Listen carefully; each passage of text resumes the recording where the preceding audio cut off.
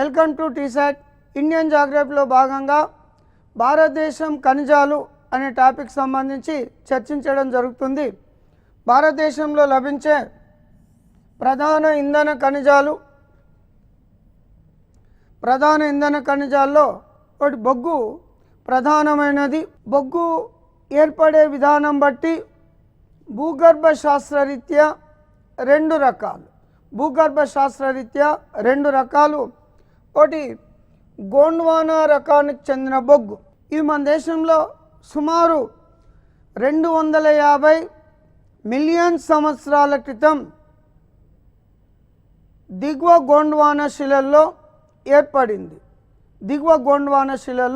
ఏర్పడింది. ఈ గోండ్వానా రకానికి చెందిన బొగ్గు ప్రధానంగా దక్కన్ పీఠభూమిలో లభిస్తుంది. భారతదేశంలో మొత్తం బొగ్గు ఉత్పత్తిలో 98% బొగ్గు గోండ్వానా రకానికి చెందిందే. 98% బొగ్గు గోండ్వానా రకానికి చెందిందే. దేశంలో సుమారు 113 గోండ్వానా రకానికి చెందిన బొగ్గు గనులు కలవు. 113 గోండ్వానా రకానికి చెందిన బొగ్గు గనులు కలవు. ఈ గోండ్వానా బొగ్గు మన దేశంలో దామోదర్, ఇంద్రావతి, మహానది, గోదావరి నది లోయల్లో గోండ్వానా రకానికి చెందిన బొగ్గు ప్రధానంగా విస్తరించిన రాష్ట్రాలు మధ్యప్రదేశ్, జార్ఖండ్, ఒడిస్సా, పశ్చిమ బెంగాల్, ఛత్తీస్గఢ్, తెలంగాణ రాష్ట్రాల్లో ప్రధానంగా విస్తరించింది. విస్తరించిన రాష్ట్రాలు ప్రధానంగా దామోదర్ నది లోయ, మహానది లోయ, సోన్ నది లోయ, గోదావరి నది లోయల్లో ప్రధానంగా విస్తరించిన రాష్ట్రాలు మధ్యప్రదేశ్, ఛత్తీస్గఢ్, ఒడిస్సా, జార్ఖండ్, పశ్చిమ బెంగాల్, తెలంగాణ రాష్ట్రాల్లో విస్తరించి ఉండడం జరిగింది. ఇక ఇంపార్టెంట్ కోల్ మైన్స్ గోండ్వానా రకానికి చెందినవి. గోండ్వానా రకానికి చెందిన బొగ్గనుల్లో రాణిగంజ్, పశ్చిమ బెంగాల్. రాణిగంజ్ అనేది పశ్చిమ బెంగాల్లో ఉన్న బొగ్గు గని. దేశంలో మొట్టమొదటి బొగ్గు గని రాణిగంజ్. దీన్ని 1774లో ప్రారంభించడం జరిగింది. దేశంలో అతిపెద్ద బొగ్గు గని. ఇక్కడ లభించే బొగ్గును దుర్గాపూర్ ఇనుముక్కు కర్మాగారానికి ప్రధానంగా సరఫరా చేయడం జరుగుతుంది. ఇక్కడ లభించే బొగ్గు నాణ్యమైన ఆంథ్రాసైట్ రకానికి చెందిన బొగ్గు ఇక్కడ ప్రధానంగా లభించడం జరుగుతుంది. రాణిగంజ్ బొగ్గు క్షేత్రం యొక్క విస్తీర్ణం 1500 చదరపు కిలోమీటర్లు విస్తరించి ఉండడం జరుగుతుంది. రాణిగంజ్ యొక్క బొగ్గు క్షేత్రం యొక్క విస్తీర్ణం. ఇంకోటి జరియా బొగ్గు క్షేత్రం, జార్ఖండ్. భారతదేశంలో లభించే మొత్తం బొగ్గులో 29% నిల్వలు ఈ జరియా బొగ్గు క్షేత్రంలోనే కలవు. దేశంలో ప్రధానమైన బొగ్గు క్షేత్రాలలో జరియా ఒకటి. ఇది జార్ఖండ్ రాష్ట్రంలో అతిపెద్ద బొగ్గు క్షేత్రం. దీని యొక్క విస్తీర్ణం 460 చదరపు కిలోమీటర్లు. ఇక్కడ కూడా నాణ్యమైన ఆంథ్రాసైట్ అనే బొగ్గు లభించడం జరుగుతుంది. ఇక్కడ లభించే బొగ్గు దగ్గరలో గల బొకారో, జంషెడ్పూర్ ఇనుము ఉక్కు కర్మాగారాలకు సరఫరా చేయడం జరుగుతుంది. తాల్చేర్ బొగ్గు గని ఒడిశా, ఇది ఒడిశా రాష్ట్రంలో ప్రధానమైనది. ఇక్కడ లభించే బొగ్గును తాల్చేర్లోని ఎరువుల కర్మాగారానికి ఉపయోగించడం జరుగుతుంది. ఎరువుల కర్మాగారానికి ఉపయోగించడం జరుగుతుంది. కోర్బా బొగ్గు గని ఛత్తీస్గఢ్, ఈ ఛత్తీస్గఢ్లో ప్రధానమైన బొగ్గు క్షేత్రం. సింగరేణి తెలంగాణ. సింగరేణి అనేది తెలంగాణ రాష్ట్రంలో బొగ్గును తవ్వి వెలికి తీస్తున్న సంస్థ. ఈ సింగరేణి సంస్థను భారత ప్రభుత్వం, తెలంగాణ రాష్ట్రం సంయుక్తంగా ఏర్పాటు చేయడం జరిగింది. ఈ సంస్థలో తెలంగాణ రాష్ట్రానికి, భారత ప్రభుత్వానికి వాటాలు ఉండడం జరిగింది. ముఖ్యంగా గోదావరి నది పరివాహక ప్రాంతం, దిగువ గోండ్వానా శిలల్లో దీని పరివాహక జిల్లాలైన భూపాలపల్లి, కొత్తగూడెం, రామగుండం, సింగరేణి మొదలైన ప్రాంతాల్లో బొగ్గును తవ్వి తీయడం జరుగుతుంది. మొదలైన ప్రాంతాల్లో సింగరేణి కాలరీస్ అనే సంస్థ బొగ్గును తవ్వి తీయడం జరుగుతుంది. తెలంగాణ రాష్ట్రం దేశ ఉత్పత్తిలో సుమారు 6% బొగ్గు ఉత్పత్తి చేస్తుంది. ముఖ్యంగా దక్షిణ భారతదేశ రాష్ట్రాలలో అత్యధికంగా బొగ్గును ఉత్పత్తి చేస్తున్న రాష్ట్రం తెలంగాణ. ఇక భూగర్భ శాస్త్రరీత్యా రెండో రకానికి చెందిన బొగ్గు టెరిషరీ యుగానికి చెందిన బొగ్గు. ఇది సుమారు 60 మిలియన్ సంవత్సరాల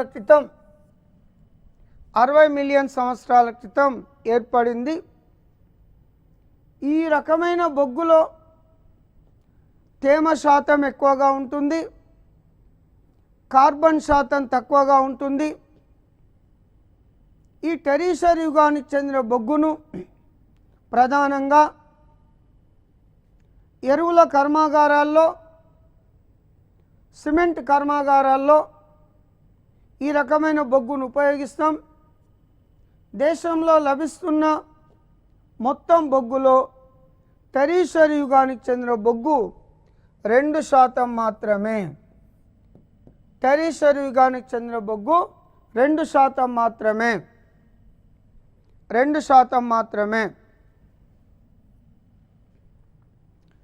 ఈ రకమైన బొగ్గు విస్తరించిన ప్రాంతాలు ముఖ్యంగా హిమాలయ పర్వతపాద ప్రాంతాలు, ఈశాన్య రాష్ట్రాలు, తమిళనాడు, దక్షిణ భారతదేశంలోని తమిళనాడులోని ఈ రకమైన బొగ్గు లభిస్తుంది. టెరిషరీ యుగానికి చెందిన బొగ్గు లభిస్తున్న ప్రాంతాలు మకోమ్, అస్సాం, మికిర్ కొండలు, అస్సాం, గారో కాశీ కొండలు, మేఘాలయ, నైవేలి తమిళనాడు, జంగావి జమ్మూ కాశ్మీర్. అత్యధికంగా ఉత్పత్తి చేస్తున్న ప్రాంతం తమిళనాడులోని నైవేలి ప్రాంతం. ఏకంగా 1956లో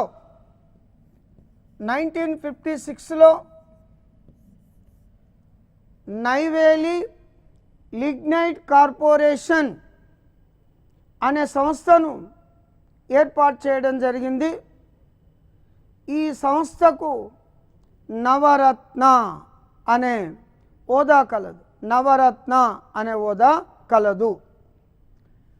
బొగ్గు తయారయ్యే ప్రక్రియను కార్బోనిఫికేషన్ అని పిలుస్తాం. కార్బోనిఫికేషన్ అంటాం. కార్బోనిఫికేషన్ అంటే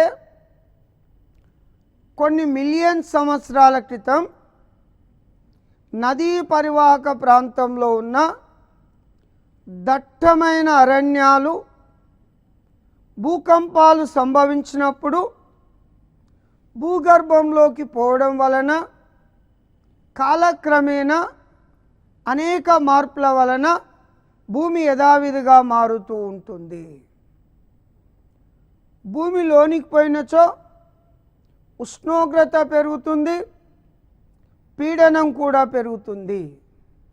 ఉష్ణోగ్రత పీడనం పెరిగినప్పుడు భూగర్భంలో ఆక్సిజన్ ఉన్నట్లయితే మొత్తం మండిపోవడం జరుగుతుంది. భూగర్భంలో ఆక్సిజన్ లభ్యత ఉండదు కాబట్టి కార్బోనిఫికేషన్ అనే ప్రక్రియ ద్వారా బొగ్గు నలుపు రంగులో మారడం జరుగుతుంది. బొగ్గు నలుపు రంగులో మారడం జరుగుతుంది. ఈ ప్రక్రియనే కార్బోనిఫికేషన్ అని పిలుస్తాం. బొగ్గులో తేమ శాతాన్ని బట్టి, కార్బన్ శాతాన్ని బట్టి 4 రకాలుగా వర్గీకరించడం జరిగింది. 4 రకాలుగా వర్గీకరించడం జరిగింది. 4 రకాలుగా వర్గీకరించడం జరిగింది. ఒకటి పిట్ బొగ్గు. పిట్ బొగ్గు, ఇందులో 20% కార్బన్ మాత్రమే ఉంటుంది. దీన్ని వుడ్ కోల్ కర్ర బొగ్గు అంటాం. వుడ్ కోల్ కర్ర బొగ్గు అంటాం. ఇది సుమారు 20 మిలియన్ సంవత్సరాల క్రితం ఏర్పడింది. ఈ రకమైన బొగ్గులో కార్బన్ శాతం తక్కువ ఉంటుంది, తేమ శాతం ఎక్కువ ఉంటుంది. నెక్స్ట్ రెండోది లిగ్నైట్ బొగ్గు. ఫస్ట్ది పిట్ 20% కార్బన్, రెండోది లిగ్నైట్ బొగ్గు, ఇందులో 40% కార్బన్ ఉంటుంది. దీన్ని బ్రౌన్ కోల్ అంటాం, గోధుమ రంగు బొగ్గు అని పిలుస్తాం. ఇది సుమారు 100 మిలియన్ సంవత్సరాల క్రితం ఏర్పడింది. ఈ రకమైన బొగ్గు అత్యధికంగా తమిళనాడులోని నైవేలి అనే ప్రాంతంలో లభిస్తుంది. నైవేలి అనే ప్రాంతంలో లభిస్తుంది. ఇది 3వ రకానికి చెందిన బొగ్గు. 3వ రకానికి చెందిన బొగ్గు. 3వ రకానికి చెందిన బొగ్గు. నెక్స్ట్ బిటుమినస్ రకానికి చెందిన బొగ్గు. బిటుమినస్ ఇది 2వ రకానికి చెందిన బొగ్గు. ఇందులో 75% కార్బన్ ఉంటుంది. 75% కార్బన్ ఉంటుంది. సుమారు 150 మిలియన్ సంవత్సరాల క్రితం ఏర్పడింది. ప్రపంచంలో భారతదేశంలో అత్యధికంగా ఈ రకమైన బొగ్గే లభిస్తుంది. ఈ బొగ్గును థర్మల్ పవర్ స్టేషన్లలో, ఎరువుల కర్మాగారాలలో, రైల్వే పరిశ్రమలో, మిగతా రకానికి చెందిన పరిశ్రమల్లో ఉపయోగించడం జరుగుతుంది. భారతదేశంలో అత్యధికంగా ఈ రకానికి చెందిన బొగ్గే లభిస్తుంది. బిటుమినస్ రకానికి చెందింది. బిటుమినస్ రకానికి చెందింది. ఇక ఆంథ్రాసైట్ 90% కార్బన్. ఇది నాణ్యమైన బొగ్గు, ఒరిజినల్ కోల్. ఈ బొగ్గుకు మరొక పేరు కోకింగ్ బొగ్గు. కోకింగ్ బొగ్గు ఇది సుమారు 250 మిలియన్ సంవత్సరాల క్రితం ఏర్పడింది. దీన్ని ఇనుము ఉక్కు కర్మాగారాలలో ప్రధానంగా ఉపయోగిస్తాం. ఈ రకమైన బొగ్గు మన దేశంలో రాణిగంజ్ పశ్చిమ బెంగాల్, జరియా జార్ఖండ్ ఈ 2 గనుల్లో మాత్రమే ఈ రకమైన బొగ్గు లభిస్తుంది. ఈ బొగ్గు ఎండలో వేసినట్లయితే మెరుస్తూ ఉంటుంది. ఎండలో వేసినట్లయితే మెరుస్తూ ఉంటుంది. ఎండలో వేసినట్లయితే మెరుస్తూ ఉంటుంది. Next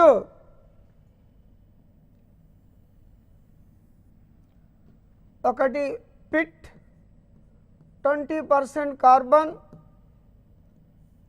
lignite 40% carbon, bituminous 75% carbon, anthracite 90% carbon.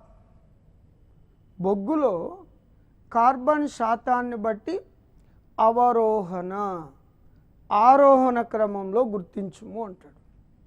లేదా బొగ్గు రకాలు వాటిలో ఉన్న కార్బన్ పర్సెంటేజ్లు ఇచ్చి జతపరచండి అని పిలుస్తాడు. కార్బన్కు గ్రాఫైట్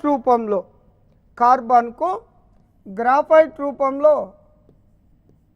మెత్తటి గుణం ఉంటుంది. గ్రాఫైట్లో కార్బన్ శాతం 95%, మెత్తటి గుణం ఉంటుంది. డైమండ్ రూపంలో 100% కార్బన్.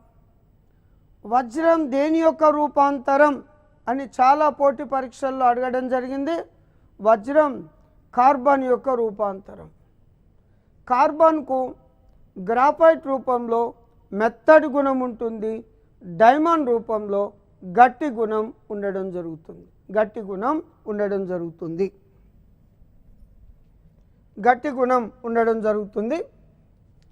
మన దేశంలో 1956లో నైవేలి లిగ్నైట్ కార్పొరేషన్ అనే సంస్థను ఏర్పాటు చేసినాం. ఇది తమిళనాడులో ఉంటుంది. 1972-73 ఆర్థిక సంవత్సరంలో బొగ్గు పరిశ్రమను జాతీయం చేయడం జరిగింది. అంతకన్నా ముందు ప్రైవేట్ సెక్టార్లో ఉండేది. ఎప్పుడైతే జాతీయం చేయడం జరిగిందో అనేక సంస్థలు, ప్రభుత్వ రంగ సంస్థలు, ప్రైవేట్ సంస్థలు బొగ్గును ఉత్పత్తి చేయడం జరుగుతూ ఉంటుంది. నెక్స్ట్ 1975లో కోల్ ఇండియా లిమిటెడ్ని ఏర్పాటు చేసినాం. దీని ప్రధాన కార్యాలయం కలకత్తాలో కలదు. కోల్ ఇండియా లిమిటెడ్కు దేశవ్యాప్తంగా అనేక బొగ్గు గనులను నిర్వహించడం జరుగుతుంది. ముఖ్యంగా ఎన్టీపీసీ నేషనల్ థర్మల్ పవర్ కార్పొరేషన్కు భారీ మొత్తంలో బొగ్గును సరఫరా చేయడం జరుగుతుంది. ఈ కోల్ ఇండియా లిమిటెడ్కు మహారత్న అనే స్టేటస్ కలదు. మహారత్న అంటే పెద్ద మొత్తంలో అధిక పెట్టుబడులతో తన పరిశ్రమను విస్తరించుకోవడానికి అవకాశం కలదు. కోల్ ఇండియా లిమిటెడ్కు అవకాశం కలదు. ఇక ఇంపార్టెంట్ మైన్స్ ఇన్ ఇండియా. భారతదేశంలో బొగ్గు గనులకు సంబంధించిన Raniganj Paschim Bengal, Jharia Jharkhand, Talcher Orissa, Korba Chhattisgarh important coal mines in India. ప్రధాన ఇంధన వనరులలో బొగ్గు తర్వాత ముడి చమురు, పెట్రో అంటే రాయి ప్లస్ ఓలియం అంటే చమురు, పెట్రోలియం రాతి యొక్క చమురు. ఈ పెట్రోలియం ఏ విధంగా ఏర్పడిందంటే కొన్ని మిలియన్ సంవత్సరాల క్రితం సుమారు టెరిషరీ యుగంలో భూమి ఉపరితలంపైనున్న అనేక రకాల వివిధ జీవ జంతు సంబంధిత కళేబరాలు భూమిపై పరుచుకొని ఉండడం వలన భారీ వరదల వలన ఎగువ ప్రాంతం నుంచి దిగువ ప్రాంతానికి కొట్టుకొని వచ్చి ఇసుకలో మేట వేయడం జరిగింది. ఆ విధంగా కొన్ని వందల సంవత్సరాలు స్టెప్ బై స్టెప్ ఒకదాని కింద ఒకటి పేరుకపోవడంతో ఉష్ణోగ్రత పెరిగినట్లయితే పీడనం కూడా పెరుగుతుంది. సో ఆ విధంగా రాతి పొరల్లో పెట్రోలియం అంటే ముఖ్యంగా ముడి చమురు నిక్షేపాలు విస్తరించి ఉన్నవి. ముడి చమురు నిక్షేపాలు విస్తరించున్నవి అవక్షేప శిలల్లో లభిస్తున్నవి. అవక్షేప శిలల్లో లభిస్తున్నవి. ఈ ముడి చమురు సంబంధించి ప్రపంచవ్యాప్తంగా అమ్మకాలు కొనుగోలు బ్యారెళ్లలో కొనసాగుతుంది. బ్యారెళ్లలో కొనసాగుతుంది. ఒక బ్యారెల్కు ఎన్ని లీటర్లు అని చాలా ఎగ్జామ్స్లో అడగడం జరిగింది. 1 barrel is equal to 159 liters. 1 barrel is equal to సుమారు 159 liters. ఇక భారతదేశంలో ముడి చమురు నిక్షేపాలు ముడి చమురు నిక్షేపాలు విస్తరించిన ప్రాంతాలు ముడి చమురు నిక్షేపాలు విస్తరించిన ప్రాంతాలు ఒకటి Arakan belt Assam, Arakan belt Assam, Cambay belt Gujarat, Bombay High Maharashtra, Nariman oil field Tamil Nadu, KG basin Andhra Pradesh, Barmer basin Rajasthan. ఈ ప్రాంతాలలో ముడి చమురు నిక్షేపాలు విస్తరించి ఉన్నవి. భారతదేశంలో ముడి చమురుకు సంబంధించి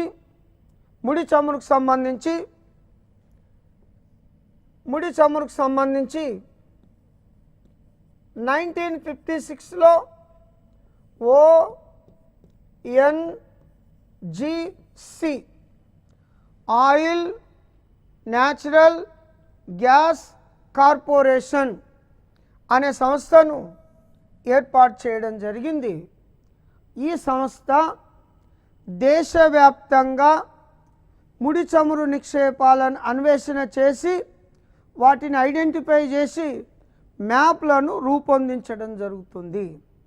ONGC వారు భారతదేశంతో పాటు ప్రపంచవ్యాప్తంగా ఇతర దేశాలతో కలిపి అన్వేషణ చేయడానికి ONGC విదేశీ లిమిటెడ్ అనే సంస్థను ఏర్పాటు చేయడం జరిగింది. భారతదేశంలో మొట్టమొదటి చమురు బావిని అస్సాంలోని డిగ్బాయ్ వద్ద మొట్టమొదటి చమురు బావిని అస్సాంలోని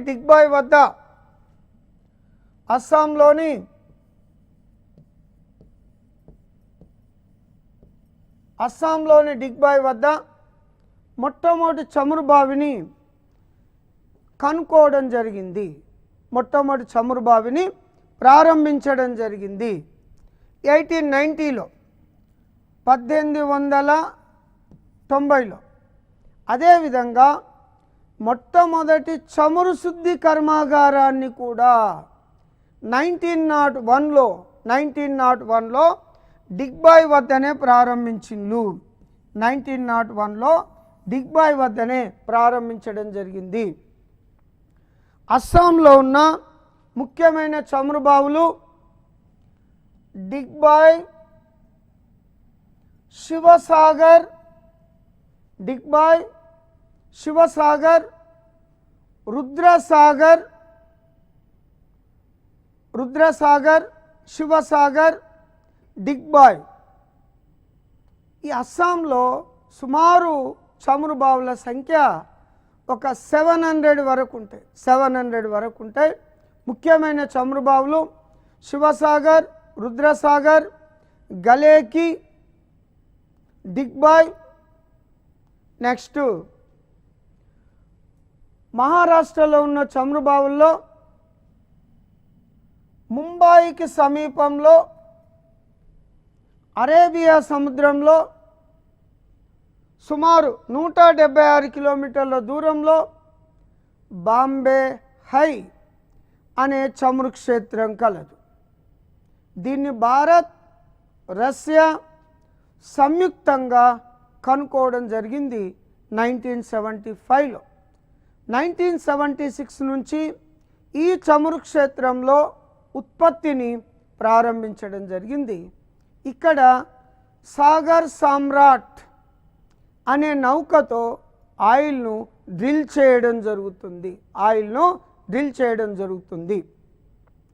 ఇది భారతదేశంలో ఉన్న అతిపెద్ద చమురు